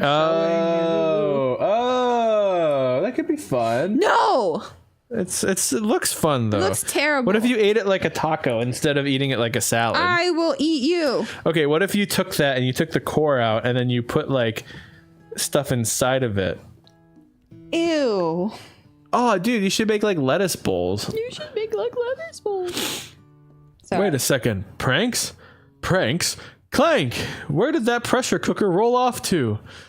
You wait to hear a signature whir, beep, or other onomatopoeia, but there's none. Did I say that word right? Josh can read onomatopoeia, but he can't read like What was it? Acquitted. them. Acquitted. Acquitted. What's the one that you got wrong in the fish game? Antedonte. Dante, I was drunk for that. I was blasted. I could have. I'm surprised I said any words right. I drank a whole. You were actually forced to spell the words. It's awful. Yeah. What a terrible game to have to play completely blasted. What is Rhea saying? Josh, I hate you. Because I said onomatopoeia or because wedge salad. Because he wants a wedge salad. We are against wedge salads now. I asked AEXLA about the wedge salad, and she thought I said veg salad, I guess, or veggie salad. She's just an idiot moron. She's worthless. Somehow we must have gotten unplugged, I guess. We'll have to figure that out later. Josh read innocent as honest. Josh read innocent. But nailed onomatopoeia. Listen, onomatopoeia is a very specifically spelled word. Like every other word that is spelled in a specific way. But I don't see it very often. When I see a word I don't see often, but I know, it's easier to read than a word I see all the time that I also know. This one's going to be difficult. God, I love it here. I'm sorry, I'm stupid. I can't read. Okay, no, I'm not stupid, because then that's like saying I'm stupid because I'm dyslexic. I'm just dyslexic, that's all. Onomatopoeia. Somehow we must have gotten unplugged, I guess. Well, I'll have to figure that out later. Oh, I was going to don't click because I'm surprised you got through that sentence because there was an error. It said somehow must have gotten. I thought for sure that one was going to get you, but you skipped a whole word. Josh becomes more powerful the more dyslexic he We should just start guys, don't even make your comments make sense. He'll get it. I'll be able to read it easier. Rearrange it properly. That leaves only 4 remaining students. Please collect your final projects. Yes, it has been a long semester. Wow, 3 whole days long. 2 days for us.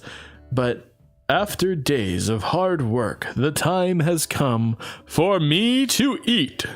Miriam, please step forward. Now, describe your dish. I have made tender noodles and savory soup with a little bit of tea. My word, it's so delicate. In that teeny tiny Narutomaki, I spy a float in its itsy bitsy bowl. Oh. Yes, Chef. Please call me Sprinkles. Chef is my father's name. Chef Dog. Chef Sprinkles. Yes, Sprinkles, and some green tea made from baby tea leaves that I picked myself. Sprinkles carefully sniffs around the dish before opening his mouth and letting just the tip of his pink dog tongue dip into the bowl. Sublime. Would anyone else like a taste? Oh, come on, I'm not one of those dogs who doesn't floss.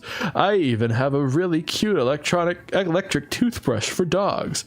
Fine, I'll enjoy it all by myself. And in a flash, the entire meal was devoured. Not that it took much. It was less than a thimble's worth of soup. Sonky is on me now. Hi, Sonky. Hi, Sonky. Hi, Sonky. Stupid A looking. plus. Rarely do I taste a dish with much love poured into it as yours. As much love poured into it as yours.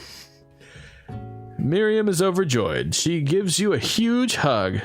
Thank you, Ned Schneebly, for helping me to believe in myself. Miriam, you nearly cost me this entire thing.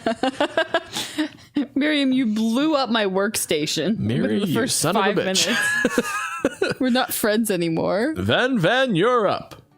Now, describe your dish. I made uni over smooth egg custard in an axe-hewn urchin shell, topped with caviar. Did you skewer one type of urchin with spines from the second? Different colored type of urchin. Yeah. Yes, Sprinkles, that's what I just said. A bit much, don't you think? That's exactly why I did it. A bit much is kind of my brand. Doesn't it look cool? Sprinkles leans in to sniff the uni, but he can't get his nose too close on account of all the spikes. He begins to paw at it erratically, causing the custard to slosh around. This is such propaganda. KFC's like, all other food is spiky. Only eat chicken and gravy. All other food is tiny and doesn't have enough proportions. Woof, woof. Please be gentle with my cuisine. Grrr. Finally, Sprinkles goes all in, tongue first, but he can't get past all the needles. He reels back as his tongue is poked and prodded. Youch, my tongue. And the award for best dog actor, voice actor, goes to Josh. I'd like to see you do dog actor. Well, You changed your character's there's, voices 6 times. there's no way to voice act a dog without sounding extremely cringe. Yeah, bro. The professor appears to be having an allergic reaction to the sting. No! I can't eat this. It keeps poking my tongue. Disqualified. I can't do that that list. It would be similar to his voice without sounding Without being like an old-timey Disney or character. like Choose Goose or something. Yeah.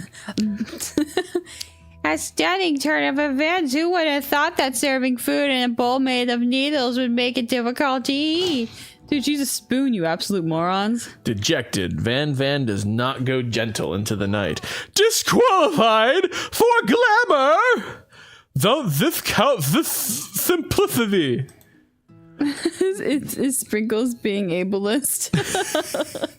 This isn't the last you've heard of me. Before forcing us to endure his swollen tongue for another moment, Sprinkles graciously laps up a bowl of milk. I know, yes, I am a dog and I can drink milk. Get over it. Sometimes it helps calm my agitated tongue. Next student! Ashley, it is time to step up. Yeah, Now describe your dish. jump the gun. I made orange blossom Turkish delight and a light rosewater syrup topped with French meringue and connected by sugar glass. That's beautiful. That actually doesn't sound too bad. Indeed, it's quite delightful. However, I'd ask that you please refrain from eating it or attempting to taste it in any way. It's very fragile and meant to be a display piece. I was kind of hoping that she would turn out to be like an amazing chef, but she's just a huge asshole. Yeah, I mean, it's also only eat mashed potatoes and gravy because everything else you're not allowed to eat. Everything else is too complicated. Don't eat the food at a cooking school? Got toast in your ears or something, Ned Schnabla? I told you it's a display piece. Actually, I must say, it is beautiful. However, this is a cooking competition at a cooking school. Yeah, which is why I cooked it and did an extremely good job cooking it too. I didn't realize that we were having an eating exam. If I wanted to be judged on eating, I'd go to the College of Eating, School for the Hungry. She does have a point. She has a great point. I suppose you could smell it if you absolutely insisted, but don't breathe too hard. You might disrupt the sugar spiral. If the food cannot be eaten, it cannot be judged. You are disqualified. Rage overtakes Ashley, and she finally cannot keep her two-faced routine up. You're in high-end cuisine if it cooked you. And with that, Ashley storms off to rededicate herself to being the best. But this time, without being shackled by trying to fake nice and liked by everyone. This isn't the last you've heard of me, ever. And this class gets much smaller. I'll be teaching myself. You and Colonel Sanders, the final cooks, step up together. 2 chefs? Oh. Ooh. Yeah. That just looks like noodles. What? Yeah, it doesn't even look cheesy. What began as a bowl of delicious mac and cheese Has become something else. Oh my gosh! It's the bowl. Oh. Maria had that on pizza the other day and she showed me. Uh-oh, I don't have a good feeling about this. From somewhere in the room, a literal drum roll plays. Just when I thought I've seen everything in this kitchen, you give me this thing, and completely blow me away. In my 49 dog years of life, I have never tasted anything so delicious and perfectly balanced. It's so delicious, in fact, that everyone passes the class. Yay! You pass, and you pass, and you get a pass. Everyone gathers around and partakes of the mac and cheese bowl. They all seem to transcend this reality into another dimension. It was you delicious. Win. Together, you and Colonel Sanders have made a new menu item. The new menu item is so impressive, even the Van and Ashley are drawn back in by its magnificent fragrance. Then they gaze upon your mac and cheese bowl. They admit you are indeed an excellent chef. And then everyone kisses your boobs. Then everyone kisses your boobs and your feet and slaps your butt. Sprinkles declares that you have passed. Everyone has passed. There was supposed to be more battles, but come on, how could they be better than this one? Now that the school year is complete and everyone has graduated, what is this? Prom. The students return for one last assignment to get their groove on. Yeah. It's the cafeteria. The cafeteria has been completely redecorated in order to serve as the site of the school's graduation dance. Compared to the massive high-tech cooking arena, the humble decor seems downright cute and cozy. Yeah, I don't know about that. DJ Dog is in the house! You knew that Sprinkles was a master chef, but also a world-renowned turntablist? Who says you can't teach an old dog new tricks? Oh, my gosh! Oh, look at her! Gee whiz. Oh, I'm losing my mind. Meg could care less about thigh highs, but you put someone in booty shorts with a midriff showing and she loses her mind. I can see her armpit. I can see her tummy. Oh, I'm gonna freaking lose my mind. She can marry me and cook me crazy food all day, except I would want to eat it. I'd want to eat her. Anyway. Get a hold of ourselves. Van and Ashley tell everyone that they've committed themselves to righting the wrongs they did while they were the villains. For a moment, you actually believe them. Not another haunting! No ghosts allowed at graduation. Aww. It's clearly written in the school's bylaws. It was never actually a ghost. It was all a trick to get you to finally notice me. It super didn't work. Oh, amusing. And now that everyone is together, it's Spork Monster. He is totally mellowed out. Everyone, the Spork Monster is no more. From here out, I'd prefer that everyone refer to me as my new name, Party Monster! Party Monster! Student tries to finish what he had to say, but everyone is too wrapped up in talking to Party Monster. Dejected, student walks off. Cute outfit. She got like sleeves. Yeah, buddy. Well, they got like loops. Josh has never seen sleeves with thumb cutouts before. Maybe things didn't work out for Miriam romantically, but she found the love in her cooking, and she's gonna do great. That means the ghost kid was just loitering in the colonel's house. Walked right in. He's just in that like field behind his house. He's like, "Oh, I know her. I should go talk to her." How is he in our dream? He just really wanted somebody to notice him. He was loitering in our dream too. A red carpet rolls out across the floor of the ballroom. It's like a Hollywood movie premiere. Who could command such What's an he gonna be entrance? wearing? Oh. It's Pop. He's arrived late to the dance, but apparently for good reason. Walking the carpet, you see perched atop his dirty chef hat. A crowd. Welcome back, Pop. I know you weren't able to compete the final exam and accept your diploma. So we had it mailed directly to your father. We figured it was the least we could do for the school's dean. That's why he looks now like I this. get it. That's why he's here. And we get a new wing on the school, not to mention the honor of educating the son of the chancellor of such and such. The music at the dance is interrupted by the sound of sparkling and electrical hissing. It's He's Clank. back. Did he always have a chef's hat on? Yeah. Oh. It's Clank, who has arrived late to the dance. He doesn't have a cute outfit. Oh, maybe that is his cute outfit. It's because of the bow. Now that I've graduated, I can reveal my truth. I'm actually a succubus. I'm actually a vacuum. I'm actually a vacuum. Whoa, he's still doing the talking thing.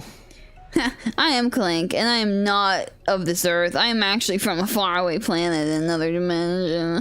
What? Where? I actually feel like I knew that this whole time. Now that I have learned the ways of your kind, I must return. We will return and kill you. Miriam, will you come with me? Don't do it, Miriam. Barely know him. I don't know what to say besides no, obviously. I have just begun to learn who I really am. This isn't the time for me to devote my life to figuring out who you are, Clank. Tell him, Miriam. Yeah, you're your own woman. You're blown away by Miriam's maturity. It's pretty clear that she has managed to surpass you in that regard. I understand, kind of. Humans are weird. Yeah. A portal opens up and Clank disappears through it. Finally, Colonel Sanders arrives. Oh, he's wearing his casual. Exact same thing he was wearing before, No, it's but not. casual. It's a t-shirt. Before he was wearing a freaking chef outfit that was Texas inspired. Howdy, classmates. Texas inspired. Yeah, they had the Texas tie. Oh, yeah. You're right. Just like the first day you met him, he has come prepared to feed the entire class. However, it's not enough just to give them a bucket of chicken. This time it's a full meal. Oh yeah. Whoa. I didn't get to be the most famous chicken man in history of chicken and man by not reminding people to go out and buy my chicken. In Chicken of Man. Chicken and man my chicken. And No, it's not the end. As everyone feasts on their delicious chicken dinner, Colonel Sanders finds you sitting at the edge of the dance floor. kiss? Are we gonna kiss? Ned Schneebly, what are you doing sitting all alone? I didn't think I was sitting all alone, but I guess I was. We're just talking with friends. Oh, just waiting for the right person to ask me to dance. I wonder, might you tell me what are the qualities that you would expect to find in such a lucky person? Oh, he's getting nervous. Off the top of my head, I don't know, a spicy musk, a tidy goatee, and a degree from the University of Cooking School Academy for Learning, just to name a few. Oh, shoot, I don't have a spicy musk. I have a mild musk. I have a stinky musk. As a kind of, I don't shower and I work with deep fryers all day. It is truly my lucky day. Most epic fit. He's got that moist critical fit.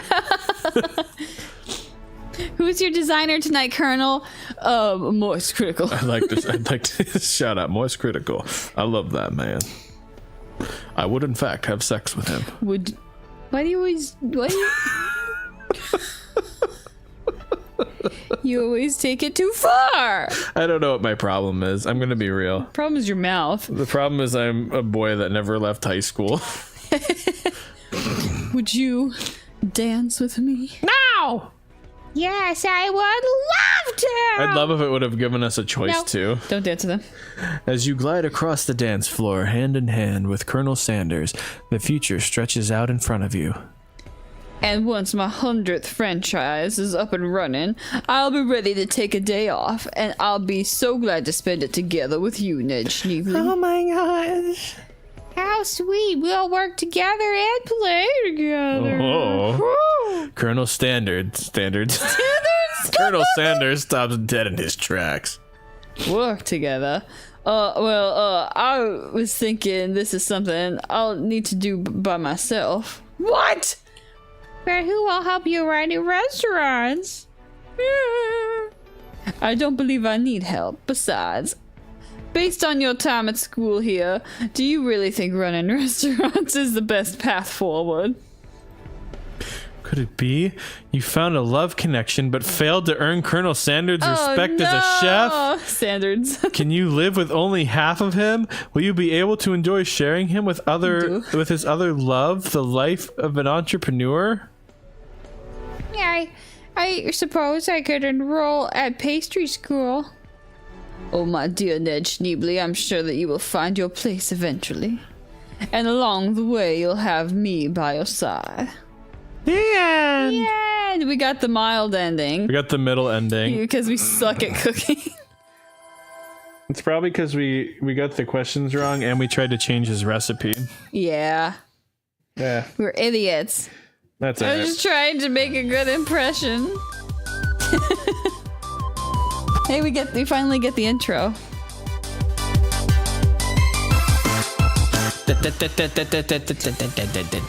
Ooh, yeah. Colonel Sanders. Pea shy, pea shy, pea shy, pea shy. Everybody's pea shy. Be shy, can't pee in the bathroom. That was a great game. Thank you everyone for enduring that Josh. that whatever. Do you ever called? experience something that, like an anime or a game, and you play it, and every day you're like, wow, this is great, and you finally get to the end, and it feels so surreal, and you feel like you want so much more, but you're so content with the ending? That's not this at all for me. But No. now I want to go play a game like that. This game will truly not leave an empty hole in my heart. My heart is stuffed with a chicken leg. This is one of the games of all time. It is a game that I have played, and I'm glad that I played it. That's the best ad I've ever enjoyed. Yeah, It's the that's most true. enjoyment I've ever gotten out of an ad. Yeah, pretty much. And it was relatively subtle for being an ad. I know it wasn't subtle at all, but it kind of was. Yeah. So I think more companies should do this. More silliness. I need a more McDonald's horror game. Well, Burger King. Maybe we should play one of the Burger King games that came out a long time ago. Sure. There was the King Racing. There was one where you had to sneak around and give people Burger King or something like that. Those were weird. Nobody wants to put any effort into anything anymore. And honestly, I'm not here for that. You gotta do things the hard way. The hard way. Thank you. They didn't color in the back of his hair in that one. But what under one? his ear. Oh yeah, you're right. This is the main title screen and no one caught that. Guys, this is impossible. Oh god, those are so bad. They're terrible. I remember playing the racing one a ton. How old are you guys? Well, I think it was on the Xbox 360. Let's see. When did the Burger King games come out? Ew. The games were sold as part of a promotion during the holiday season of 2006. I was still learning how to pee. You would have been 7? I'm still being potty I trained. was still learning how to pee. Meg would forget how to pee, and her pee would come out of her mouth and just throw it. Sorry, I talked about pee so much. It's somehow talking about poop is kind of funny. Talking about pee feels more Dirty. Yeah, it's like very crude. Apparently they had online play too, and they were only $3.99 a piece. Yeah. That's crazy. Pocket Bike Racer, Sneak King, and Big Bumpin'. And apparently Big Bumpin' was stupid, but Pocket Racer was actually really fun. Anyways, we're no stream next Friday. We're celebrating Meg's mom's birthday. My mom. So next week we should just be playing Baldur's Gate. And then the week after that, we'll still be playing Baldur's Gate. And I think we're going to be starting Reanimal, which is from the people that made Little Nightmares 1 and 2. They made another spooky game that plays like Little Nightmares 3, where you have to help each other out. So that's going to be super fun. Once we're done with Baldur's Gate, we plan on playing God of War, because Oeo gifted it to us and he's been wanting us to play it. And I've been wanting to play God of War too, because I've actually never played it before. Oeo's a cutie patootie. Yeah. So that's what the plan is, y'all. It'll be a good time. I hope that everyone has a good weekend. I'm gonna have a good weekend, I can tell you that much. I'm gonna soak up my days off. Me too. And we will see you all hopefully on Tuesday. Bye, guys. Goodbye. Oh,